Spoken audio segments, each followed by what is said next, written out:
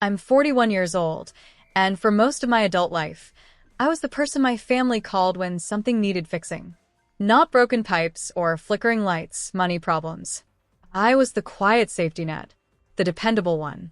And when you're dependable long enough, people stop asking and start assuming. It began in my mid-20s with small things. A car payment here, rent for my brother when he was between jobs, medical bills when insurance ran out, family vacations I somehow helped pay for but wasn't always invited on. I never said no. And over time, that turned me into something less like a son or a brother and more like a shared resource. My younger brother was always the golden child. Charming, well-liked, full of potential.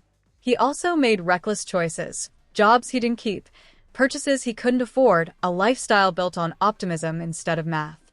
My parents softened toward him as they aged. I compensated, quietly. 3 years ago, I finally did something just for me. I opened a separate emergency savings account. No debit card. No checks. 20% of every paycheck went in. That money represented every sacrifice I'd made. Every time I chose stability over comfort.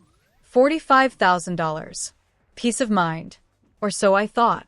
One afternoon, my mother showed up unannounced, smiling in a way that instantly made my stomach sink.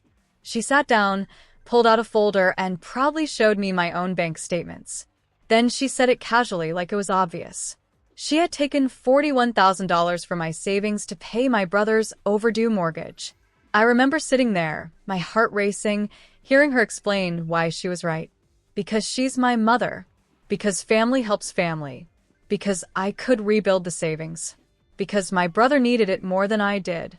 In that moment, something inside me went very still. I didn't yell. I didn't argue. I made one call to my bank. I reported the transfer as fraud, because that's what it was. The money was reversed.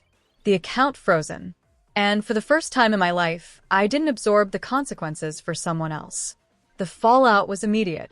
Anger. Accusations. Guilt. I was told I was selfish, heartless, destroying the family. But here's what I realized.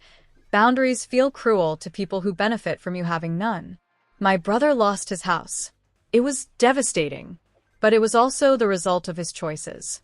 And as painful as it was, consequences finally showed up where enabling always stood before.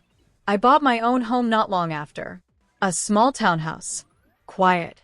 Mine. The peace I felt sitting in that empty living room was something I'd never experienced before.